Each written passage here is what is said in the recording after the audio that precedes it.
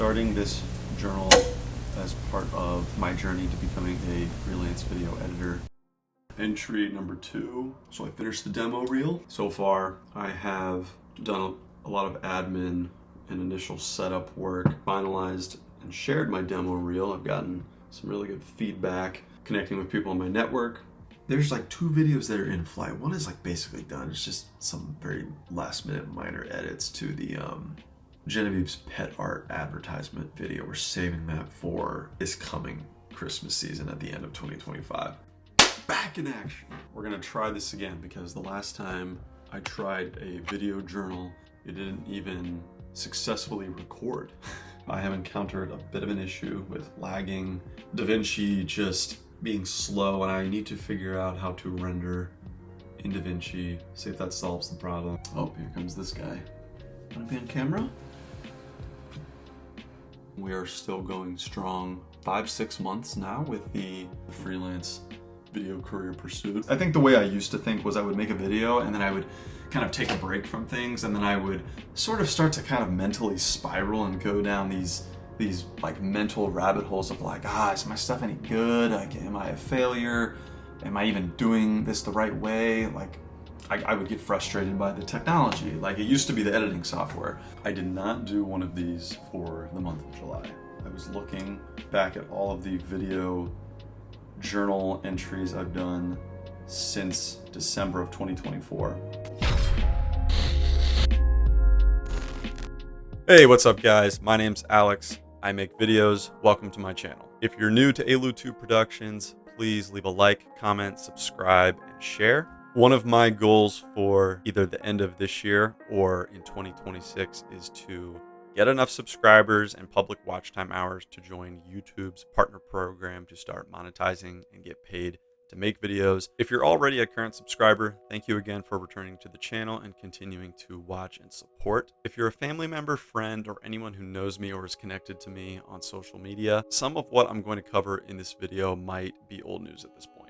The purpose of this video is to hit the pause button briefly, so to speak, and do a mid-year check-in. Now, I know we're a little bit past halfway through the year.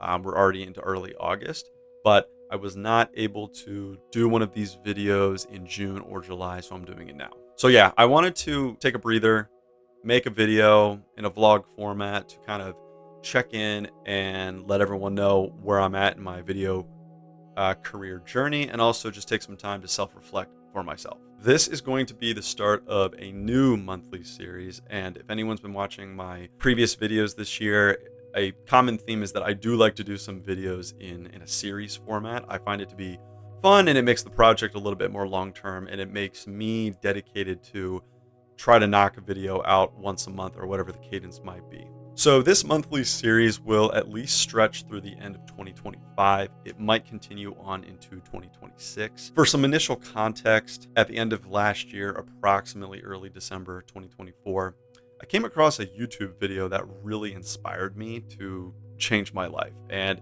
that sounds super cliche, but honestly, for probably a few, maybe even several years now, I really haven't been happy with my job, my full-time job, and my career. I just reached a point where I'm no longer interested in what I do. I'm just going to leave it at that because I don't want to open up a can of worms. I actually began this year, 2025. Outside of making videos, I was doing personal video journals using just the photo booth app on iMac. I would basically talk to the camera about what I was doing, where my head was at, just getting my thoughts out there verbally. It was almost like personal self-therapy. Then I started to get this idea, why not combine that concept or that outlet with something that I could actually make into a video or a series of videos and put them on my channel. Overall, I've always loved video, movies, editing, the production side, and being creative in general. And I never really thought I could actually make a career out of my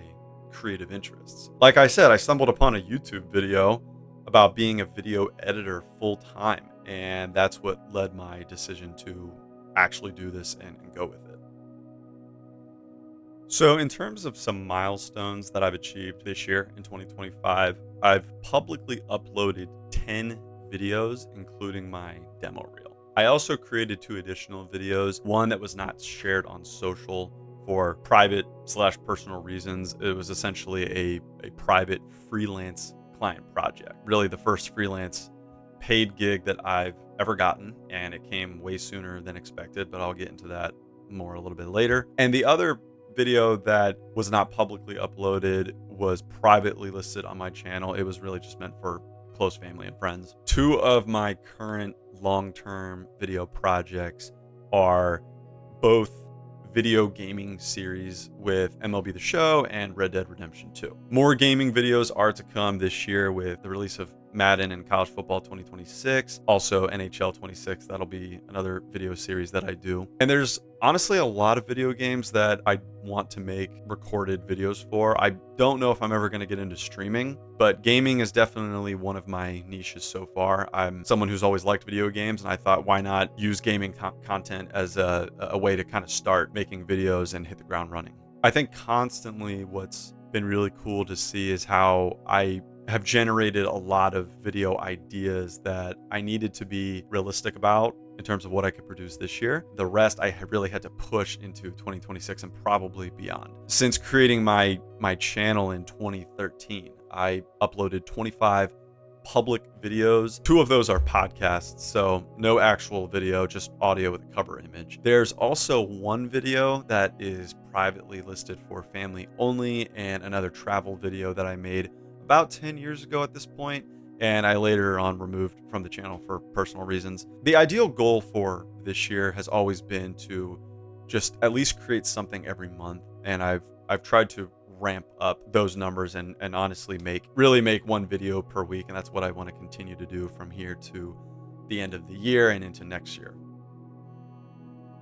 In terms of my earliest memories when it comes to cameras, video in general, and where my passion came from, I first picked up a camera as a kid, probably between 9 and 10 years old. In the late 90s and early 2000s, I can recall both my dad and my grandpa used to have these camcorders. I forget if they were Sony or what. They were simple enough to use, and they pretty much used them for travel, vacation, home videos. So I would just kind of steal those occasionally and film homemade movies with my brother. A big thing we like to do was reenact movie scenes from movies like The Incredible Hulk.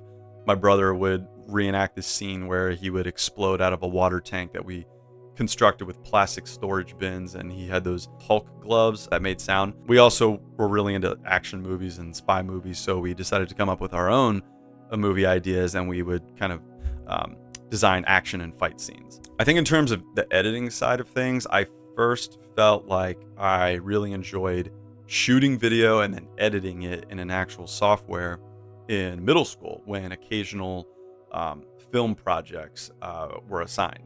And that was kind of a rare thing, but whenever I had the chance to be hands-on with a camera and then actually edit footage, I thought that was so cool. Later on in college, outside of class and my major, which I'll get to, but in my free time, I would film using just a small little digital camera.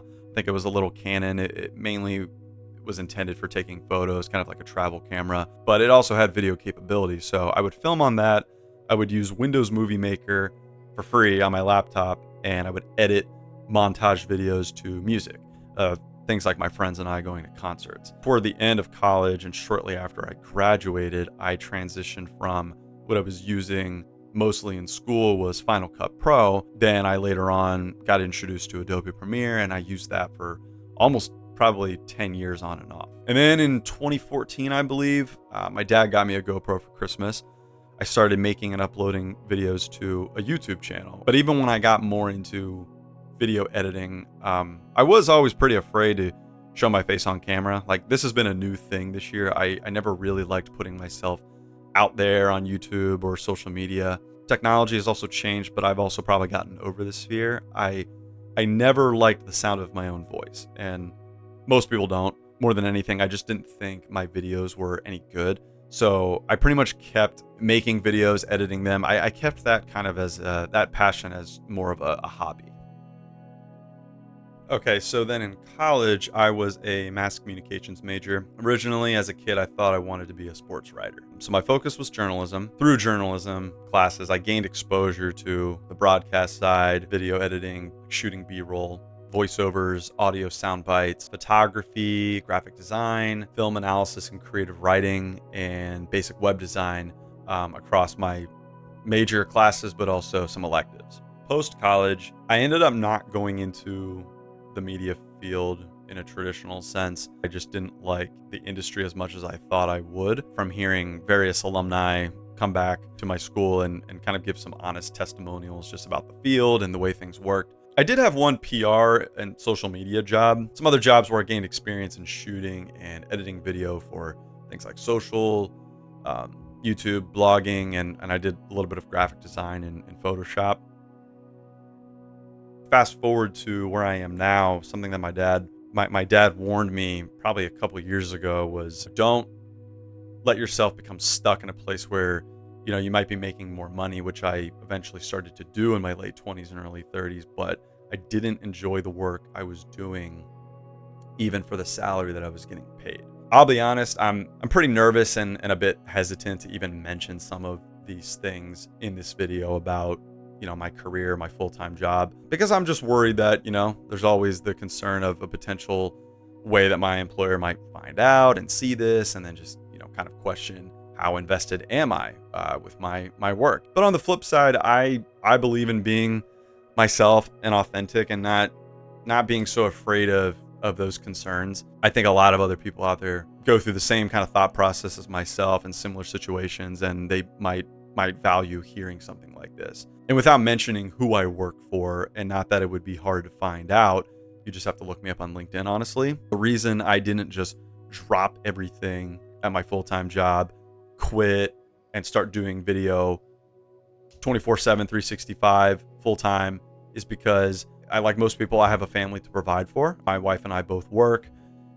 We're not rich. We're very blessed with everything that we have. But like most people, we have to pay the bills. We have a daughter and a 113-pound dog to provide for. So I knew going into this journey that I was going to be balancing work and doing video stuff as a side hustle for now, but I don't even really view it as a side hustle. It's something that I know I want to do long term, and I don't want to balance both forever. Like I said, at the end of last year, I came across a YouTube video from a YouTuber and video editor named Colleen Cavolo. Hopefully I'm pronouncing the last name correctly. She's great channel. And her video that I stumbled upon was about why anyone could transition to a freelance and eventually full-time career in video editing. So I started to question why I found myself at the time 32 years old, going on 33, and just finally realizing that my true passion really was for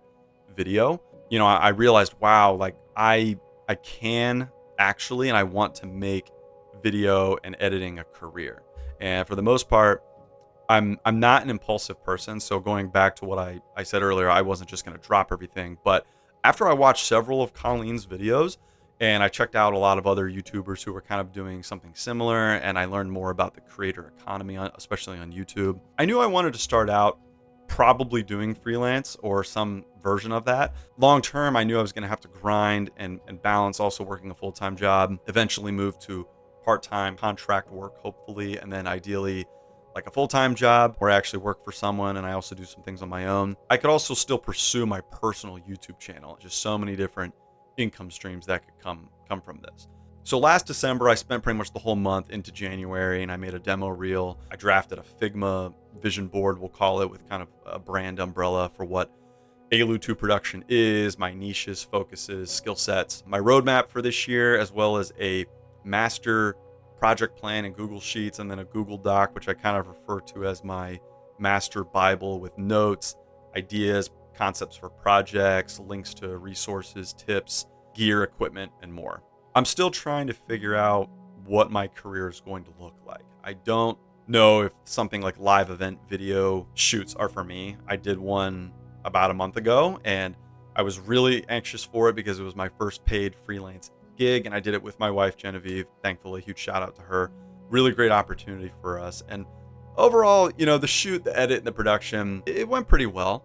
And really, I have to give a lot of thanks and just a big shout out to Genevieve's family, because the way this opportunity came to be was, it was just a simple word of mouth referral that she does photography, I do video. I wasn't even aware at the time. I wasn't promoting myself. That wasn't the plan at all this year. I wasn't trying to get jobs. I was really just trying to beef up my portfolio this year. The opportunity landed in our laps, and even though it was way earlier than expected, we decided to go ahead and take it. And I think it was well worth it. In terms of paid work otherwise, I probably am not gonna actively look to do anything until next year, because my philosophy has been, I don't want to bite off more than I can chew. Just going back to what I'm comfortable with when it comes to filming, if the setting is not so time sensitive or stressful, and if I have time to do things like frame my shots and maybe do multiple takes, I think live event and doing travel videos are really, really hard. Unless you are taking a trip with the sole purpose of the video is the whole point. I think that's one thing. But if you're taking a trip and also trying to make a video of your travels, schedules can make that tough. If you're traveling with a kid, that's also tough. Going back to something I said earlier, just about me being in front of the camera, I never really thought as part of this journey that I would film myself on camera. I think in addition to the sound of my own voice, being on camera used to kind of terrify me. I just never thought I looked good on camera. I always used to think of myself as more of a behind the scenes, behind the camera kind of person. But I will say that I've gotten over that fear. One fear that I'm working on getting over is filming in public. It's still not really the most comfortable thing for me, and I know a lot of people struggle with that, but I'm getting there. I also don't know if I really necessarily like even filming people as subjects. I really enjoy filming things like landscapes, whether it's, naturesque, or even like urban cities, things like that. I practice a lot with my dog Chief as a subject. I've also done some video in the past just for fun, and I hope to do more videos like this, but utilize stock footage and edit that. One of the last things that I think is worth noting is that my video and my passion, my pursuit of video, has become really a part of my lifestyle. I think from the time I wake up in the morning to go work out, take care of Chief, clean the house, do chores, do things like run errands on weekends, go about my day-to-day routine, work, I'm constantly using my time away from work and everyday life and filming and editing to watch other YouTubers, study them, brainstorm new ideas, find ways of getting better at balancing my life, between this as a desired career, full-time job, family, God, hobbies like playing hockey and baseball. I would say that video has really become almost kind of a form of therapy as well. There can be some times when it can be stressful and frustrating, but there's also some other times where I think that, I've grown so much this year, just learning new skills, new editing and shooting techniques, and different things to try out in my videos. So that's really been beneficial for me, and just a big sign of personal growth with this.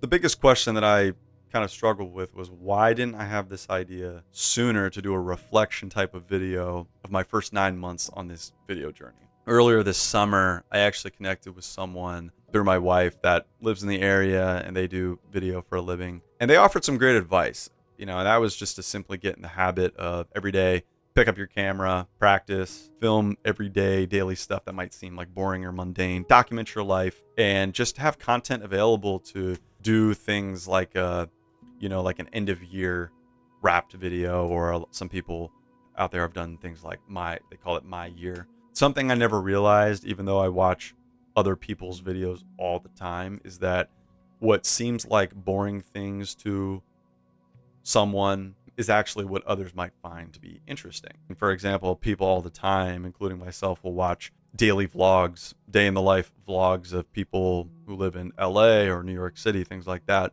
I had this extension of that idea to combine kind of a new vlog series with those monthly video journal entries that I was doing on, in the photo booth app. Ultimately, what I want to do is kind of have a recurring monthly check-in where I just talk to the camera, reflect on my journey, my lessons learned, really talk about and my progress, and take a step back to kind of let that sink in. And so from month to month, see, what videos I put out, what I'm working on, at the time and what's coming up next. Looking ahead to next year, 2026, I was hoping to have uploaded at least enough quality videos to at least be able to share and market a sizable portfolio, have some work samples for freelance, part-time, full-time job. So this year's been a focus on personal passion projects, and it's been great because honestly, I'm getting to make videos about things that I want to make. I have the freedom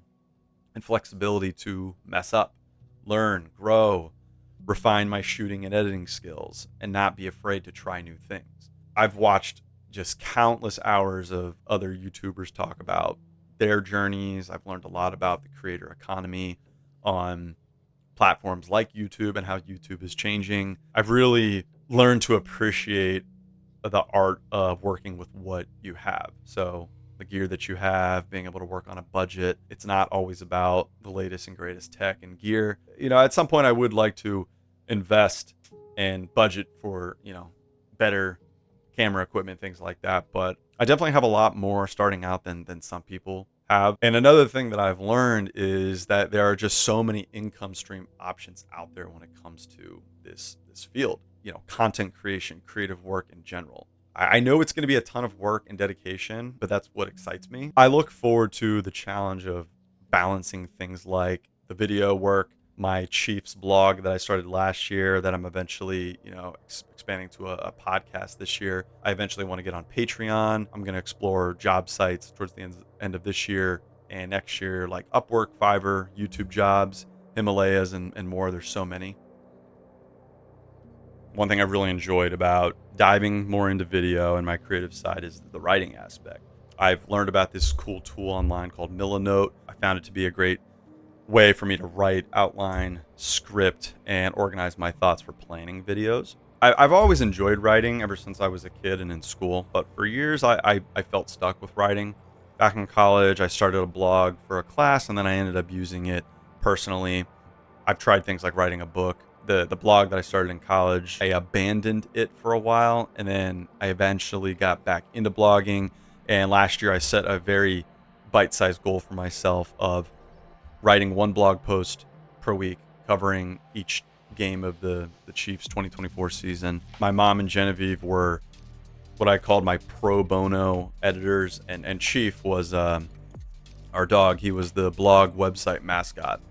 I thought about either expanding or migrating from WordPress to Substack this year because I know that's gotten popular. But instead, what I'm probably going to do is just stick with WordPress, and I'm going to expand on the blog. Probably the blog might be monthly, and then I'll join that with a monthly podcast video on my YouTube channel. I wanted to reflect on just how thankful I've been over the years to know and connect with so many people from childhood, college. I even have a neighbor who, specializes in this kind of work. So whether it's videography, camera operation, production, wedding photography and video, I've learned a lot from some of these people that I'm connected with about the editing side, camera techniques, how to go about things like charging rates. And I know some people who actually left their full-time jobs and now do this kind of work for a living. So that gives me some inspiration. I've also just learned so much from really self-studying other YouTubers. Ultimately, I look forward to carving my own path. It's really nice to know that there isn't really a correct answer or path to take on a journey like this. When it comes to a niche or multiple niches, I get asked, sometimes like, what's your niche, or, what are you looking to focus on? And I struggled with that, honestly, for probably the first half of this year. I felt like I needed to actually put myself in a box or two and just focus on one or two things for my videos. But I have heard some people kind of reinforce this idea that I've actually realized I either want to be the niche or I just want to have multiple niches, and I think that's okay. It's just a matter of how I go about building my channel and really multiple channels on a platform like YouTube. It's okay to have, in my opinion, a lot of interests and want to evolve and switch up themes in my videos as I continue forward. At times, I do like doing the same thing some days, or at least like cyclically. So in other words, like change and seasonality. But other times I do like when projects come to an end for good, and being able to put that to an end and start something new. I think when it comes to just this industry with video, film, content creators, there's just a lot of gray areas. Even though YouTube is not new, YouTube has just changed so much probably in the last few to several years. The creator economy is almost like the Wild West. It's like this new frontier. I feel like a lot of people don't even really know what it is yet. It's just constantly changing. No one out there really has like the answer. Someone might have an answer one day or 1 month, and then, philosophies, opinions about that change very quickly. There's a lot of videos that I've seen out there where, everyone's trying to give the best advice of do's and do nots. You got people over here saying, definitely do these things, don't do those things. Like I said, opinions change, and you're just going to come across a lot of people who won't see eye to eye on certain, things and ways of going about the industry. But all in all, I would just say that I've learned I have to take a lot of what I hear out there in terms of advice, expertise, recommendations, really just with a grain of salt. I have to figure out how to make my own choices and live with those. I can't just try to live by and lead my career choices based on, a guidebook or master class out there. I'm perfectly fine and confident with owning up to the fact that I never went to film school. I didn't major in film in college. I am mostly self-taught. Overall, I know it's not too late for me making this change, and I'm really excited and much happier with my life since I made this decision to take this step forward. I know that I have a long way to go in order to call this a full-time job, but one of the best quotes that I've heard recently is slow motion or progress is better than no motion or progress. So even if I can just get the slightest 1% better, or a fraction of that, however long it takes, that's better than nothing. Thank you to those who watched this to the end. Thank you everyone for supporting my channel and my journey forward. I will be back with another one of these videos in this new series next month in September. Please stay tuned. And in the meantime, go check out the other videos on my channel. And again, subscribe if you are not already or a first-time watcher. Otherwise, I will see you all in the next video. Thank you.